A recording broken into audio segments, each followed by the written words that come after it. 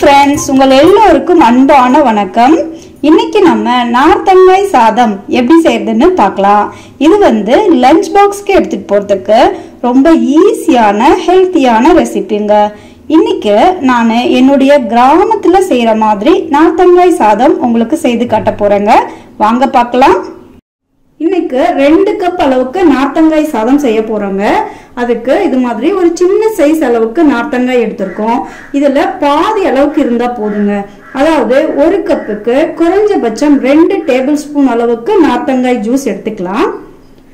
இது வழங்க லெமனா இருந்தா நம்ம ஈஸியா ஜூஸ் எடுத்துக்கலாம். ஆனா நார்த்தங்காயோட தோல் வந்து கொஞ்சம் மொத்தமா இருக்கறனால நம்ம என்ன செய்யலாம், இது போல நார்த்தங்காயை எடுத்துட்டு லைட்டா இப்படி அழுத்தம் கொடுத்து கட் பண்ணிக்கலாங்க.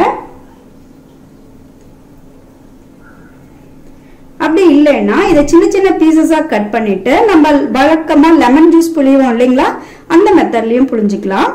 இப்போ இதை கட் பண்ணி எடுத்துக்கலாம். பாருங்க, நார்த்தங்காயை இது போல கட் பண்ணி எடுத்துட்டோம்.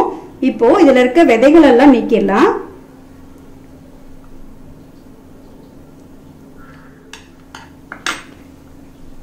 இப்போ நார்த்தங்காய் சாதம் செய்ய ஸ்டார்ட் பண்ணிடலாம்.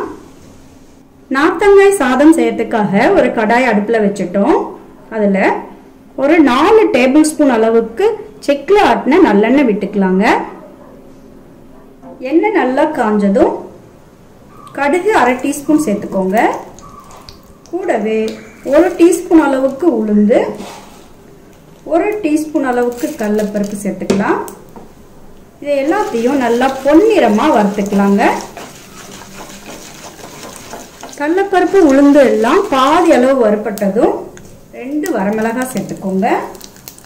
கூடவே 2 பச்சை மிளகாய் சேர்த்துட்டு நல்லா வறுத்துக்கலாம். இது கூட ஒரு கொத்து கருவேப்பிலை சேர்த்துக்கிறோம்.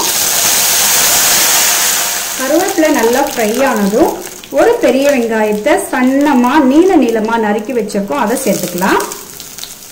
கூடவே 3 டேபிள் ஸ்பூன் அளவுக்கு கட் பண்ணின தேங்காய் சேர்த்துக்கோங்க. இந்த நார்த்தங்காய் சாதத்துல தேங்காய் இது போல கட் பண்ணி சேர்க்கிறப்போ ரொம்பவே டேஸ்டியா இருக்குங்க. அதனால தவிர்க்காம போட்டுக்கோங்க. இந்த வெங்காயத்துக்கு மட்டும் தேவையான அளவுக்கு உப்பு சேர்த்துக்கலாம். இது கூட 1/4 டீஸ்பூன் அளவுக்கு மஞ்சள் தூள் சேர்த்துக்கிறோம். இது எல்லாத்தையும் நல்லா மிக்ஸ் பண்ணி விட்டுட்டு வெங்காயத்தை நல்லா பொன்னிறமா வறுத்துக்கலாங்க. பொதுவா நார்த்தங்காயை நம்மள பல பேர் வந்து ஊறுகாய் மட்டும் செய்வோம் இல்லைங்களா, இது போல சாதமா சாப்பிட்றப்போ இன்னும் டேஸ்டியா இருக்கும். நல்லா ஃப்ரெஷ்ஷா செய்யறப்போ அதோட வாசனையே அருமையா இருக்கும். வெங்காயம் பாருங்க நல்லா வதங்கிடுச்சு. இந்த ஸ்டேஜ்ல 2 கப் அளவுக்கு நல்லா உதிரியா வடிச்ச சாதம் சேர்த்துக்கலாம். சாதம் நல்லா ஆற வச்சு சேர்த்துக்கலாங்க. அப்பதான் ஒன்னோட ஒண்ணு ஒட்டாம நல்லா வரும்.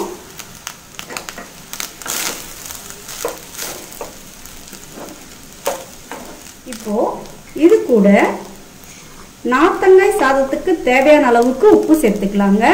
ஏற்கனவே வெங்காயம் வதங்கிறதுக்காக கொஞ்சம் உப்பு சேர்த்துருக்கோம், அதனால பார்த்து அளவா போட்டுக்கலாம். இப்போ நார்த்தங்காயை நல்லா பிழிஞ்சு விட்டுக்கலாம். உங்களுக்கு எவ்வளோ புளிப்பு வேணுமோ அந்த அளவுக்கு பிழிஞ்சு விட்டுக்கலாங்க. இந்த தோலை ரொம்ப அழுத்தம் கொடுத்து நம்ம வந்து கசப்பு வர மாதிரி பிழிஞ்சிடக்கூடாதுங்க.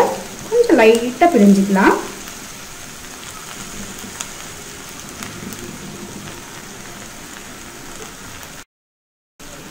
இது கூட 2 சிட்டிகை அளவுக்கு சர்க்கரை சேர்த்துக்கோங்க, அப்போ ரொம்ப டேஸ்டியாக இருக்கும்.